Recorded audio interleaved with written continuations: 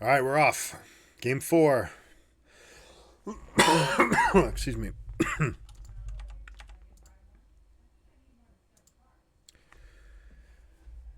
And we're off. Game 4.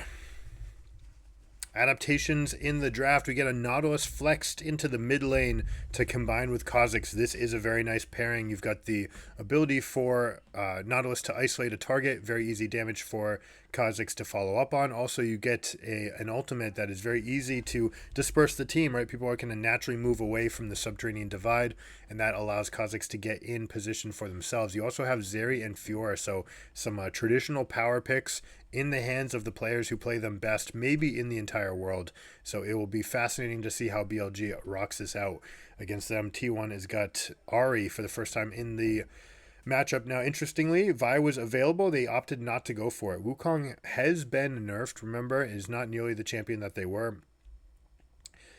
Still strong, still able to do many things, but you don't have that very natural combination of being able to play proactive with Vi, Ahri. You're going to be much weaker early game. And that's really something I would have liked to see from the T1 draft, especially as you see the picks, the ways that BLG have been trying to play this game, with Bin playing scaling champions, with Elk prioritizing Zeri. Why not get something like Vi that can dominate the early game and actually, put more pressure on them? Because right now the pressure's on you. You've got to make something happen. There's a Fiora and there's a Zeri in this game. And all in the meantime, if you stumble once in your front-facing direction, you've got Nautilus that might be able to get some picks. So very interesting draft options from T1. I really like B1 here coming out of the draft. They do have Xayah Rakan for themselves, which I'll always be happy with. Jax versus Fiora is going to have a large element of skill expression, whether or not, basically what to do in the Counter-Strike versus Riposte interaction. You see that Zeus has the inside step for the lane priority, so he's got the advantage for himself. We'll see if Bin even tries to take any amount of trade back damage. Probably not.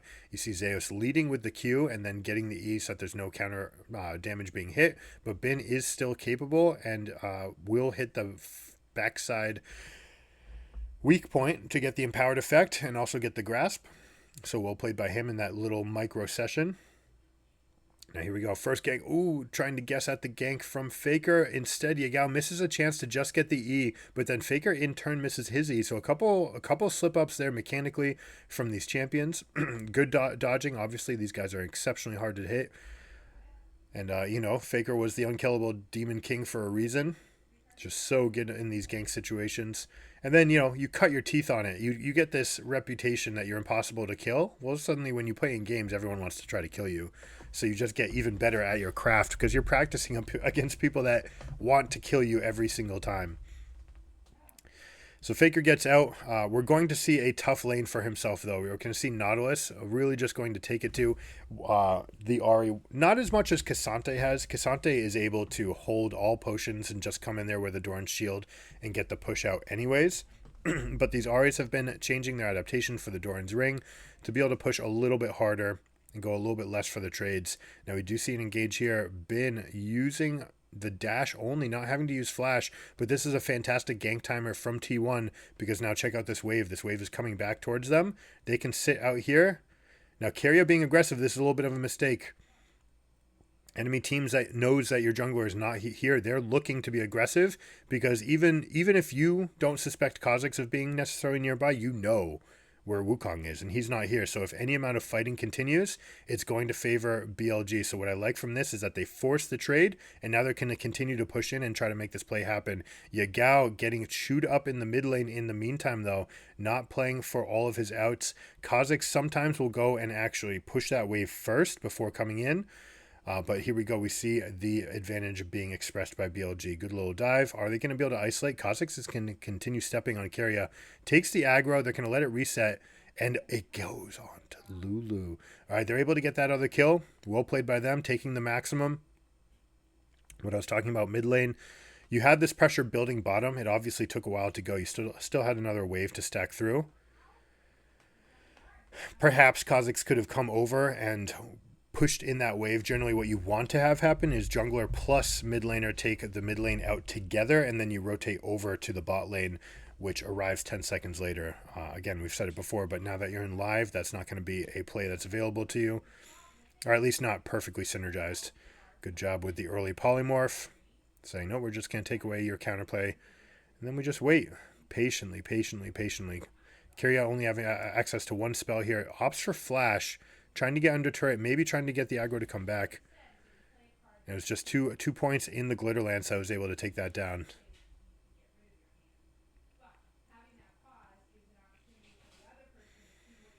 So far, Bin getting the upper hand against Zeus in this matchup.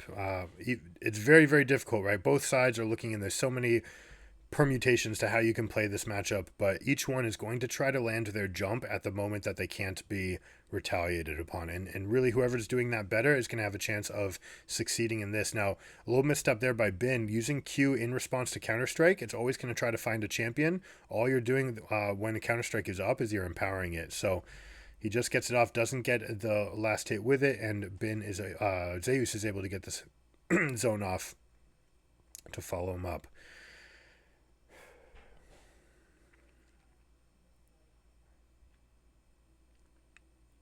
Now check out this ward line. They've got the pressure coming up in bot lane. Zeri with a 13 CS lead, completed boots, means that they're going to be able to press up as much as they want in this lane, and the prize is, of course, the dragon. Something to take. Whenever you get this sort of leading position in the bot lane, that's when you can take this early dragon for free. Good to see that Zun has already adapted. A lot of junglers are walking away from dragon as it's dying with 1 HP, kind of forgetting for that moment that what has been ingrained in them for so long, that the jungle item will take out the thing for them entirely. It's something that they have patched out of the game, Riot has. And now let's check out how big of a lead do they actually have. There's the PL. This is about as good as you can get. Carrier should be trying to step in front of Guma. Guma should not be taking that. As soon as the E damage goes away, you want it to actually line up and block as much of the damage as possible. You do the opposite while the E is up, right? E is up, it's all AoE. This is going to be a heavy dive. They're going to get these kills fairly easily for themselves. Slight mistake from BLG, not taking the aggro first so that Kha'Zix could get out easier. And that means that Kha'Zix takes a quick panic flash back towards enemy base, which means that Ari's going to come over and pick it up. So a little bit of a misstep there. Jax also teleporting to this lane, and Bin opting to hold this freeze up in the top wave. So going to get an enormous advantage. We'll see it. We'll see if we get the Arctic Circle of freezes or if we get like the top of Mount Everest. It looks like we're going to get the top of Mount Everest. Fiora is pulling the wave away from the minions. It's going to continue up here. So Fiora is going to mount herself as much as 1,500 gold of an advantage off of this. You'll see as it comes up. Getting some of the damage onto Jax as they're reporting. Obviously something you can do. Good angle by Faker, knowing his limits, exactly how far he can go on the Spirit Rush. Still freezing. Now we'll see. It looks like they might try to go push out. Now this would be the worst timing possible. If you end up breaking your freeze as enemy team is getting the Herald, that could be problematic. But if you do it just in time to actually contest Herald, then you can create a win for yourself, especially since they have the lead. It looks like they opt not to. Will they just try to take this counterattack trade? No, they take nothing. BLG definitely had the advantage in that situation and does not take it. So T1 is able to steal the Rift Herald with no penalty. A little bit of lost tempo, right? They have to be very cautious in this retreating position. Look at how Elk is just dancing in and out of this fight. Oh, should have just kept to the E right there. Kept to the Q, I should say. That extra auto attack sure did a big chunk on Guma, but now you're stepping back. Maybe that's okay. Maybe they say, hey, I've got my stuff. I've got items to buy, so I'm going to trade off HP. That's something that these guys are very, very good at. If you know that you want to shop, tax them the maximum. It's not just a matter of, hey, I want to shop, let me go shop. It's, hey, I want to shop. All right, let me use all of my resources. I have 60% HP and 80% mana. Let me use them, right? Use them, make the opponent pay, and now you go and recall your first one back on the map, and then enemy has to stick around for the wave. You can glean a slight advantage for yourself right there. And right now, the Zeri's got 27 CS in the lead. That is a substantial amount. Oh, Fiora having a big advantage here over Zeus as well. We'll see if we get an ultimate in response to a counter-strike. Oh, nice sneaky getting the Q in. Using ultimate, forcing the jump away. Normally what you want to do is as they're counter-striking, if you're sure that counter-strike is about to go down, that's when you ultimate. And then you can dash forward and use your riposte going forward. That way you either ensure that they have to kite sideways and you still have an angle to fight them, or if they continue on you, obviously the riposte will hit, but either way you'll have all the ult charges available to be taxed away. Now let's see, Bin uses all their mana to try to get out of this situation. So Zeus says, I'm strong right here. I'm going to flash forward. We're going to get a jump kill. And takes the trade. So you see Fiora having lost the ultimate, lost the advantage in that spot. Now Wukong's going to have the prerogative to go pick up this wave. They're opting to stay on Herald, and you see the pings, right? Zeus is pinging like, assist me, assist me, assist me. Like, you could have picked up this wave. It was worth more than staying there on the Krugs and maybe even wanting this wave to be all the way pushed in. Now, if you push it in, it's because Dragon with 20 seconds means that you want to get over there. But this is where miscommunication happens. You spam ping, and then the person's like, no, I didn't want to go. All right, well, now I'll go. But now there's 11 seconds left on Dragon, and your Wukong is only just arriving in base. So you are just very, very late right now. Spam pings, man. Don't work, not even on the world stage. So the price that they'll pay, BLG coming up early for this position. I don't like that Wukong's even showing his face around here. I would have rather that you stay on the top side of the map and actually go into the western quadrant. You are so late for the dragon. There are no camps spawning for you. Your Gromp is coming back up, but unless you opt to take this into an immediate bottom lane dive, then there's no real reason for Wukong to be here. Think about how long it's been since Wukong has actually done anything in this game. All right, they are going for the opt-in. Oh, Yagao takes that angle. They think they can get it. They don't quite get it, which means that spells are down. Ignite, ultimates, 2 ultimates. We got Rakan and Wukong using both of theirs, which are a lot of resources.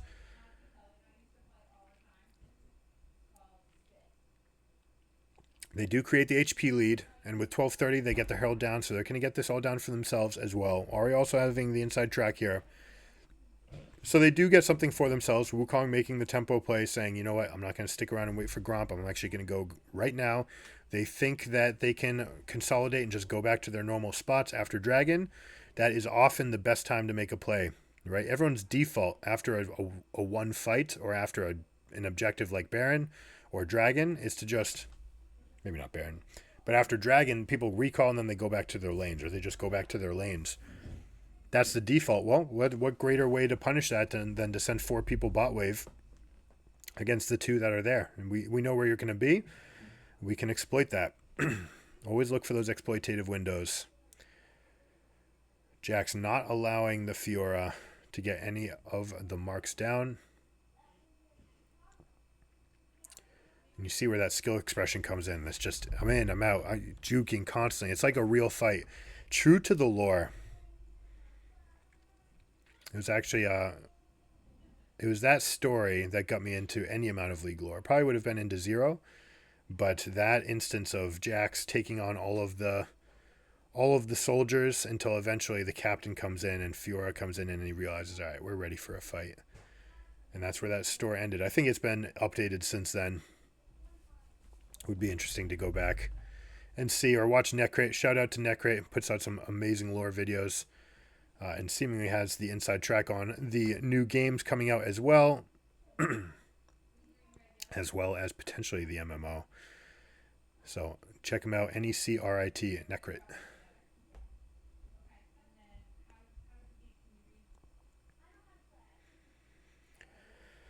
All right, so we have a lingering state right here. Not quite a lull state because everyone's going to be going and preparing for the Baron, but all this time leading up to it, what have people been setting up? You get a sort of idea as to where their mentality is at. Where are people setting up? Which waves do they care about? Are they defaulting into picking up waves, or are they trying to make space for their team? Nautilus finding an engage right here into Rakan means that they pop them, and Elk is able to get the front line here. So an overstep by Keria again on Rakan, and Elk again taking things to the maximum. The whole team is taking. We'll see if they call Elk over. They probably will. Elk is in the 1v1 against Faker right now on enemy lines, able to come back. Do they go for the 20-minute Baron? Or sorry, 15-minute Herald. I said Baron twice. The Rift Herald spawning. Elk going a little bit over position, right? Has been feeling himself a little bit. Probably did not need to use the flash there. The giant growth was used. And they're able to get the Herald for themselves. Although, is there going to be contestation? Might be. Early in the game, so respawn timers are short. Carrier's back in, but BLG gets it for themselves. Only 500 gold in advantage, but we see T1 actually going with 5 members here mid. They're saying, no, we don't want you to drop Rift Herald because we're going to bring everybody here and not give you a window to do it. If you're Kha'Zix, you might have actually just gone straight to top. Now, it's worth noting that this bot wave has been pushing in. It's stacked up, crash, rebound. A lot of potential gold being lost while also gaining nothing else for themselves. Losing the Rift Herald. They haven't gotten dragons. They haven't gotten anything for themselves. So Ahri finally coming down to pick this one up. We'll look to hard push this wave as well. Nautilus will be in time to pick it up. And then Nautilus will have time to get in position for the dragon. But Ahri, being the first one to the wave, will be the first one there. Very important for her to be able to set up her charm windows. You also see that they have goalpost wards here. One on the bot side river bush and another one in the tri bush, sort of seeing all the flank angles. You can do this and then do an inside out approach on your warding from then. You say, hey, we've set up the parameters. All right, now we can move in. Know that they're not going to be able to flank us. Now we can move in and then bloom out, blossom out our wards from there. But BLG comes there with a little bit more strength, is able to take both those wards away, and now they're going to have a significant vision advantage. The only ward lingering behind their team is the one in Raptor Pit, but I don't expect Ahri to teleport to that one unless they see a full retreat and she thinks that she can find a window for herself. Faker as slippery as anybody on this champion. We'll see if they're able to dance in and out of the fights. So now Rift Herald being used, and I expect the Rift Herald to be a decoy. They're going to use this to step up and feign for a fight. Once enemy team consolidates and goes, they could threaten the dragon. They end up not going for that and saying, hey, we're just going to hold the bushes instead. They do have a warding advantage here for certain. They've got multiple wards in a line. They've got a tight warding bunch, control wards. This is the other thing you can do, right? Instead of the goalposts and then move in and then blossom out with vision wards, you can make a tight formation of control wards, and then you guarantee that enemies have no vision of what's going on inside that little area, and you can hide in that area.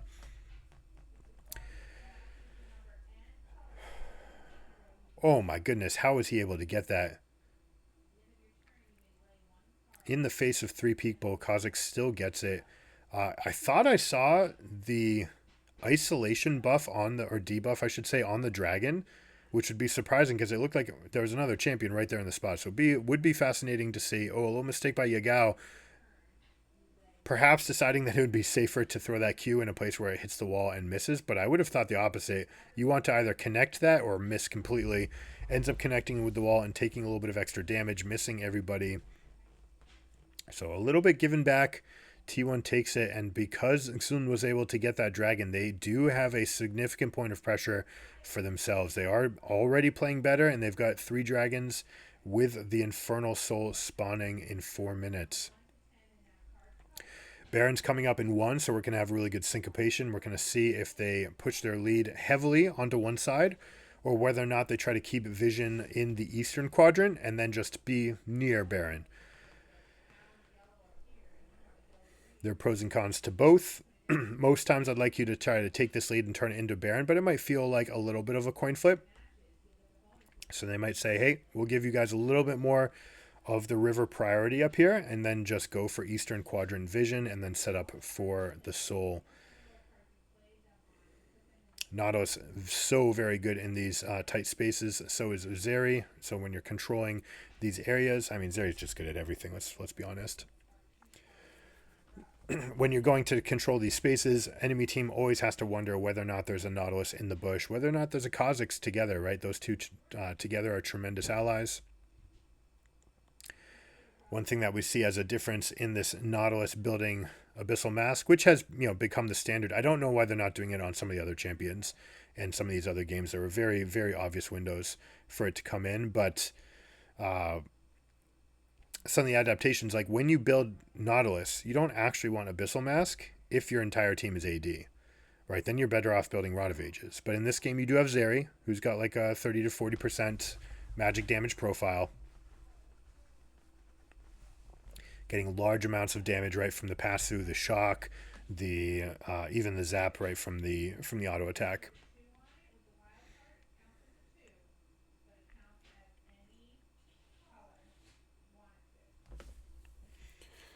All right, it looks like BLG is opting to try to control this area for themselves, which makes sense because they've got Fiora in the side lane. Fiora is ultimately going to outscale Jax. Takes a while, and it's always going to be skill expression, but Fiora is going to be slightly favored in those matchups just because of the length of the duration of the ultimate. Much stronger in a sustained fight to have the... I don't know the name of it. Fiora's ultimate versus Jax's. All right, Zeri riding the wall, coming towards mid lane. They're going to play a little bit inside out. You see that they've created flank wards for the Zeri, so she can be very safe. It's something that you want to do in these 1-3-1 or 4-1 compositions. Zeri is the best, alongside with Ezreal, both very, very good champions in this 1-3-1 build because Zeri has so many outs.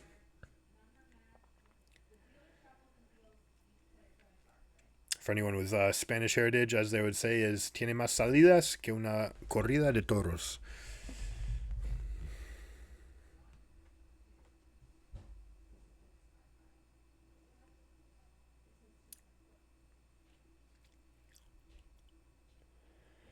All right, inside track, they're able to push up for themselves. Zeri moving over to the right side means that they're going to start giving resources away, but it looks like Kha'Zix is pinging, saying, no, I kind of want this. Or maybe they're just leashing.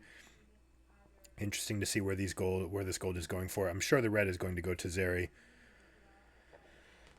And Kha'Zix is opting to jump back. So we're going to start seeing some more control wards purchased as they get to this point in the game where they're going to try to hold this area. There we go. 2 control wards on Kha'Zix, 2 on Lulu, 1 on Fiora.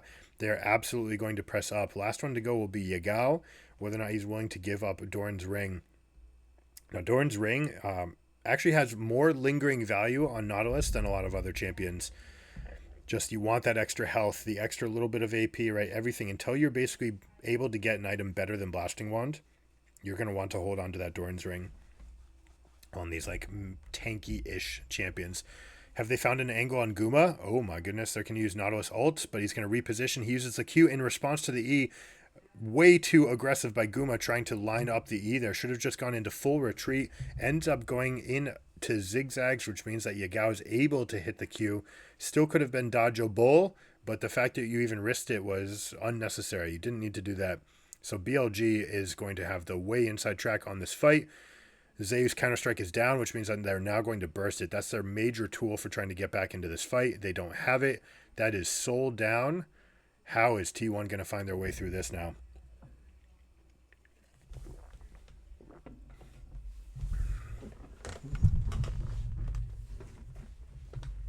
Just saying Zeri would have gotten out of that situation. But Guma, I don't know. Why did you feel the need to try to line up inconsequential damage there? You just need to go straight away, and if they go straight onto you to follow, then when they're trying to connect with anything like a hook, then you get the root. There won't be any follow. Ends up going for a zigzag and pays for it with his life. 0-3 from Guma, you see. Not what we expect to see here.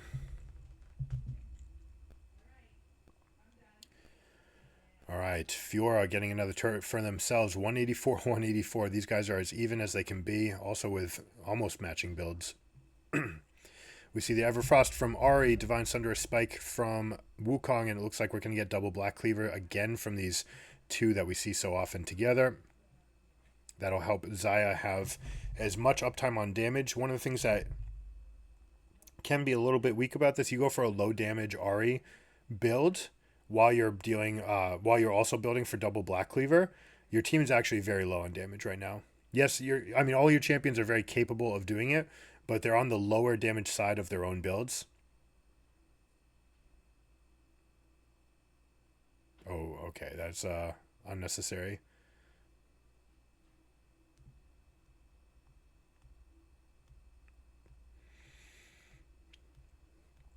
Shallow ward in the back of the pit. We'll see if Keria tries to defend it. You'll defend it by aggroing Baron, right? So you put that shallow ward there. It does have a weakness that it doesn't see a ward in the absolute corner. Like if you were going to look at it like a clock, if you were going to put a ward at 8:30, then the 1 o'clock control ward would not see it. You really need to step it away from the wall about the width of a Teemo, and then it will see everything in the pit. If you put it right against the wall, the upside is that enemies have to step in closer to kill it. The downside is you won't see a ward placed on the back left, or the front left corner, I should say. All right, here we go. They see the engaged Shurelias being used. They're going to go in. Let's look at the formation. They get the pick on Zeri, which means that they're going to win this fight. However, Guma stepping to the side. No, Bin is going to take it to them. So they've got the carries are both dead, and the team has retreated in opposite directions, which means Faker's actually going to be the one to pay for it with his life. Uses ultimate. All it takes is a root here, and he'll die. Kha'Zix gets the burst damage. Perhaps the Nautilus root cooldown was already there, but they hunt down Ahri. T1 has to try to consolidate, and now it's 3 versus 4. 3 versus 4, missing Ahri, missing Xayah, but you do have Wukong who can get into this pit. You see Zeus on Jax is going to start going around. Owner is trying to stay out of vision for as long as possible, but does not realize that there's a ward right in his pocket there on the red. They jump out of the pit. Was that a flash from a Yagao? Yep, absolutely. They're saying, yo, we're going to commit to this. Are they actually going to go to finish the fight? They're trying to play over the wall. This is a mistake. Zeus perhaps thinking that the Baron was almost dead, but because of this split comp, because of the miscommunication there from BLG, they're not able to get it for themselves. Now, Zun is actually going to put the pressure on them and say this is coming down to a steal, and he gets it for himself. Incredible. Oh no, and then they overstep in the reach, not remembering that Elk was coming from behind. Oh my god, BLG has got this game in the driver's seat now. Wow. Super, super tense. It looked like the comm was, hey, zone them off so that we can go and take the Baron. And then the beginning of the fight went well, and so they're like, oh no, we can take this. But the whole time Zun's like, no, I want to go Baron. That little, again, syncopation creates discord. Good job by Ben finding, seek, and destroying enemy carry. But that little syncopation means that they actually get blown up in the fight. And then Zun is just like, nope, I've got this. I want to see, takes a deep breath. And here it is right now. They zone. Lulu is keeping them shielded. Zeus flashes into the pit, but then jumps back out. Now that the jump is gone and the flash is gone, Zun is like, all right, those are 2 major tools for their ability to get into the pit. They end up jumping in and using Rakan to jump in, but Wukong cannot or does not. And he gets it for himself. Would be interesting to see exactly when that decoy cooldown went up.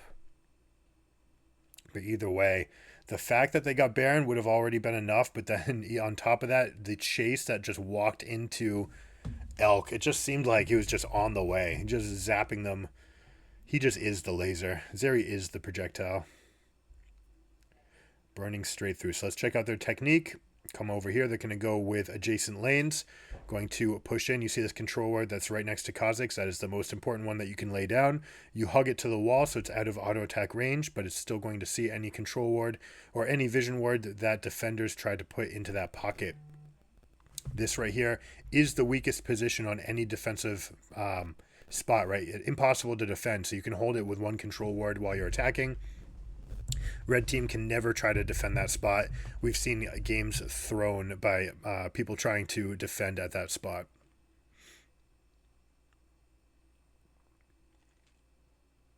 Incidentally, we've also seen a thresh hook bend around minions to catch someone just overstepping for that one last CS. Now we see E-Flash from Ahri coming in. They get the engage that they want. This is with Kha'Zix being gone and Fiora out of position. This is exactly what T1 wants, and they're going to take 2 kills for themselves, which means that they probably get the Elder Dragon as well.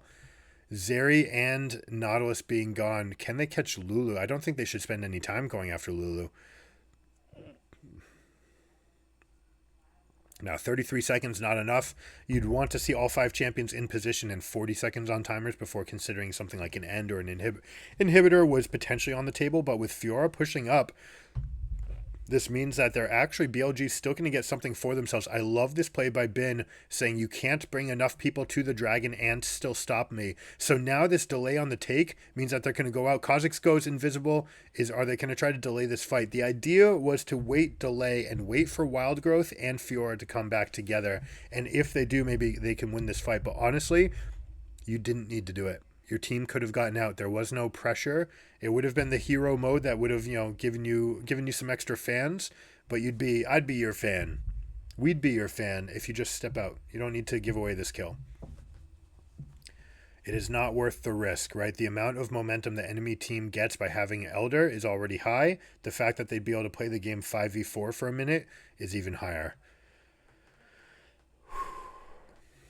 There we see the overstep and the engage. Good job catching the E-flash from Ahri, and the game has been paused. Oh my goodness. Let's see if we can jump ahead.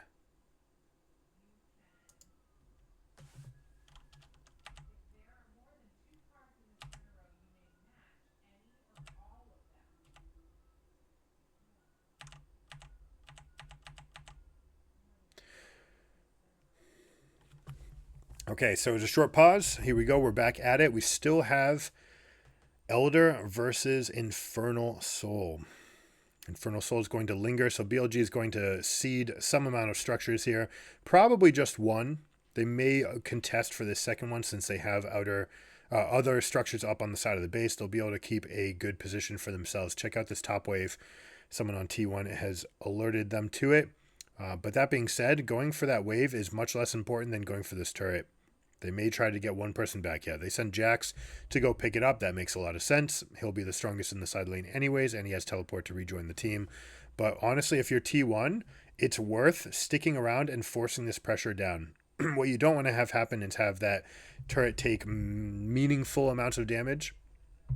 So they avoid that by sending Jax up there. But it does mean that BLG maybe ever so slightly could have had a window to play an aggressive fight, but they're just never going to take it. They've got so much lead for themselves already in the form of the Infernal Soul that just waiting for this Elder to go down will be more than enough for them. I don't like this play by Sun, stepping up into the range of Jax, who has Elder. There's a couple dubious decision trees from the jungler in the past 2 minutes. Maybe even 3, like maybe his presence going by. I didn't see if he got spotted stepping away from the waves, but the fact that he stepped away before anyone else was ready to step away meant that he was nowhere near being in range.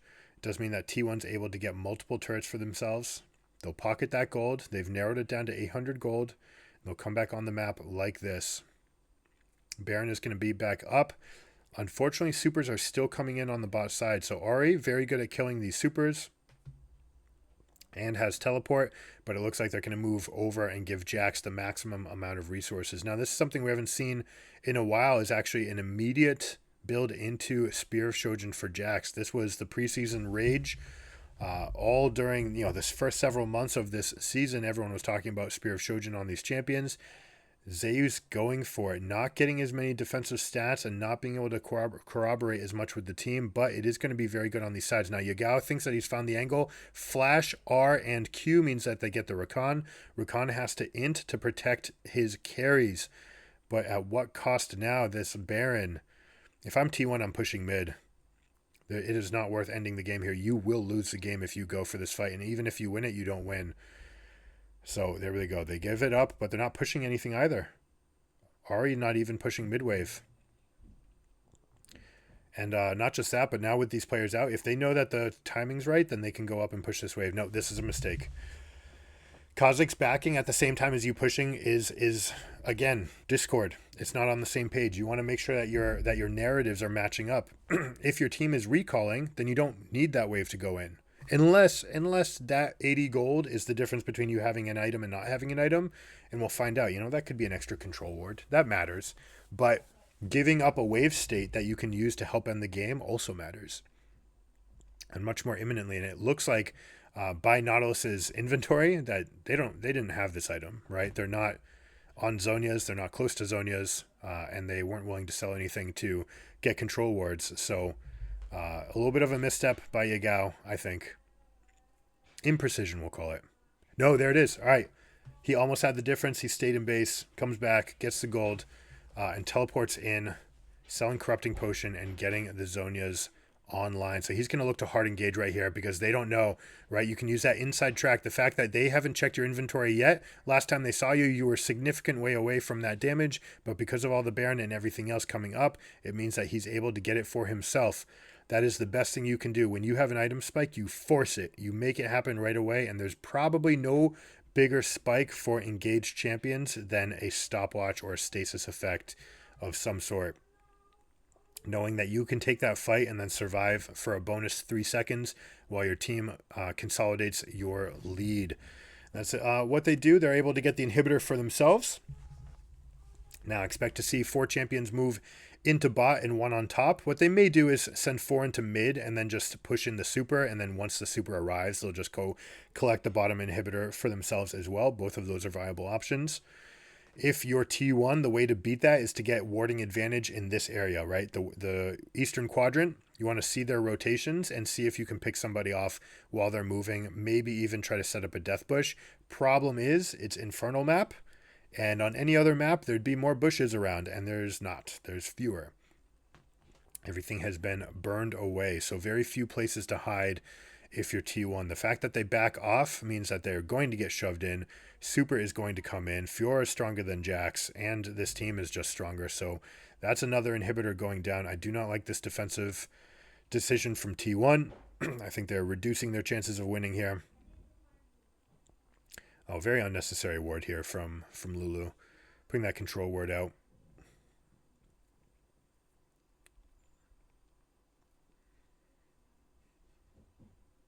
Maybe just opting like, hey, we just want to have a head start on vision if they're going to come and try to contest for this. But look at this Kha'Zix damage with the upgraded Void Spikes and the Infernal. You've got the Zeri that can poke from distance. All of these are going to start proccing.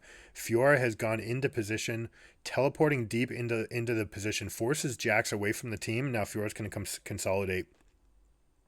Here is the game. Now, there's no teleports available to BLG, so even if they win this fight, if Jax is able to push these waves back, there's actually no win for them available unless they get full ace.